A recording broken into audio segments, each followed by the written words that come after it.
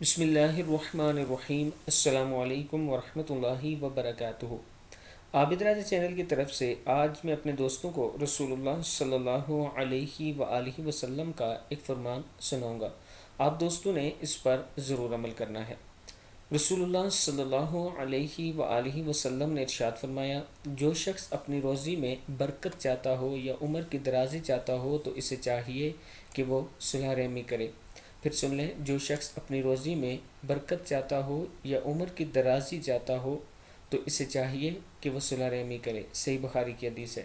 یعنی دوسروں کے ساتھ اچھا سلوک کرے، دوسروں کی مدد کرے، دوسروں کے ساتھ جب گفتگو کرے تو اچھی اور نرم لہجے میں گفتگو کریں۔ میں اپنے دوستوں سے گزارش کروں گا کہ آپ دوستوں نے رسول اللہ صلی اللہ علیہ وآلہ وسلم کے اس فرمان پر ضرور عمل کرنا ہے۔ اس ویڈیو کو آگے ضرور شیئر کریں اور چینل کو سبسکرائب کرنا نہ بھولیں۔ السلام علیکم ورحمۃ اللہ وبرکاتہ۔